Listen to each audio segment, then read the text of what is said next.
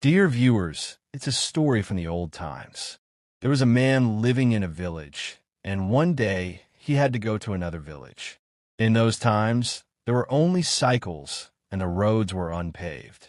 When he left his village, it was ASR time, and when he reached the other village, it was evening.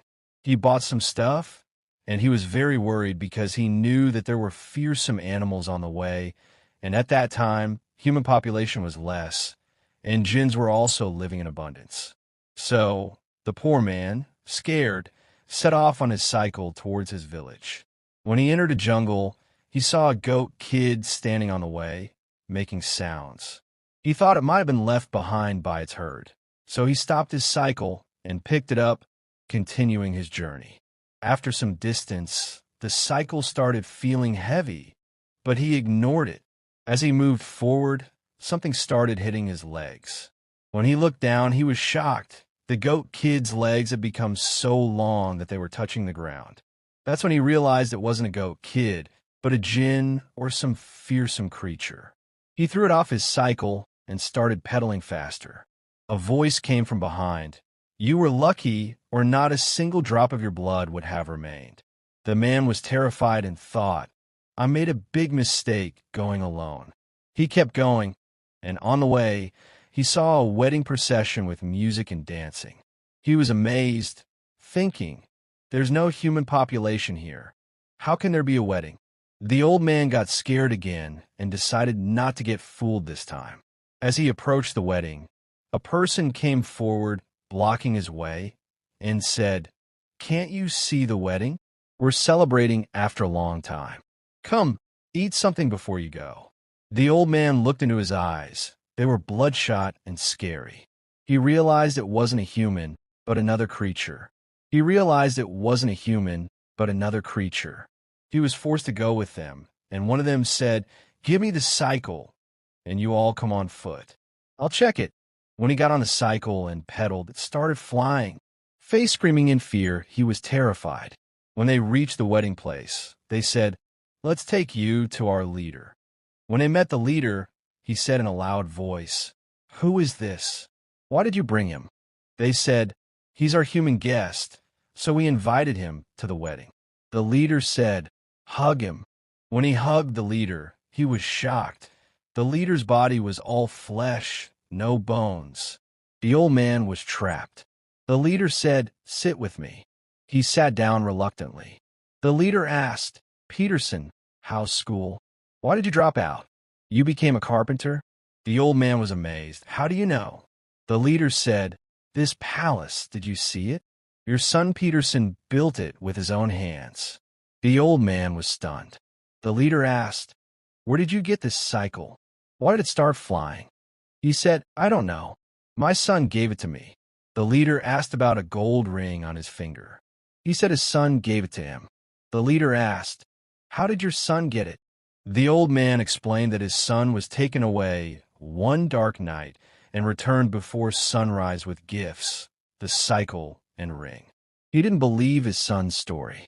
The old man said, I asked Peterson, Who took you?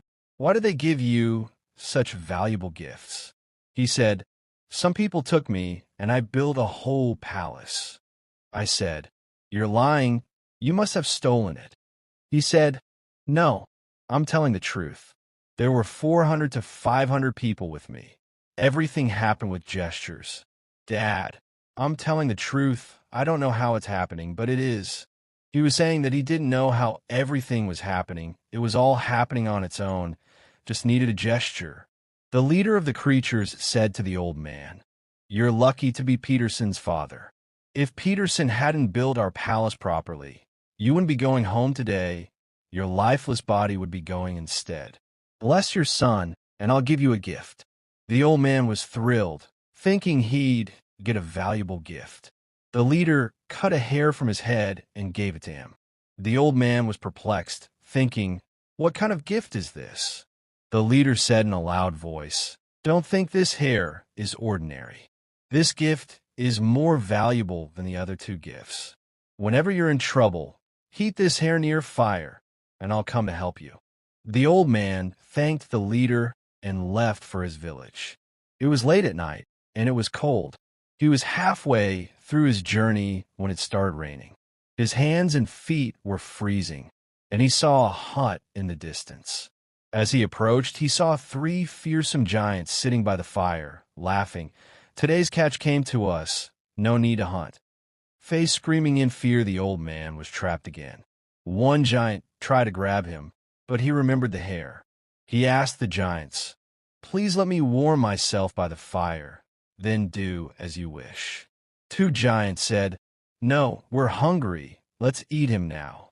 The third said, "Let's roast him. It's the same." As he sat by the fire, he secretly took out the hare and heated it. The hut shook, and a fearsome creature surrounded it. Their leader emerged. "Why did you call us?" "We just finished a wedding." The old man was relieved. The leader said, "Tell us, why did you call?" The old man said, "I thought this hare was worthless, but it's priceless. If you hadn't come, they would have eaten me."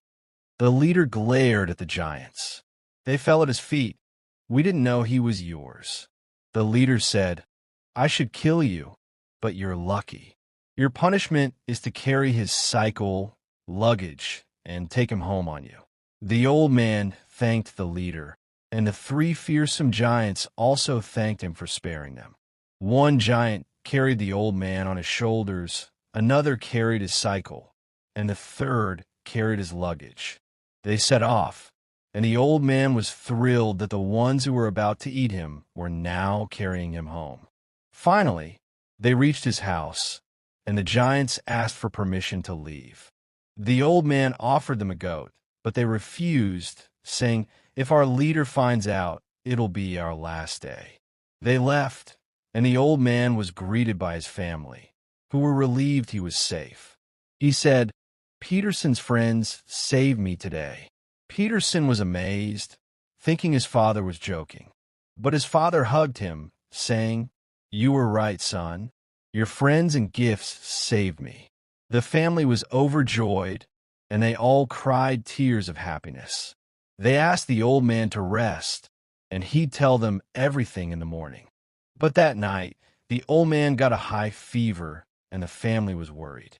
Peterson calmed them down, saying, "Don't worry. Dad'll be fine in a day or 2. Remember, I got a fever too when I built the palace. It's just the creature's doing."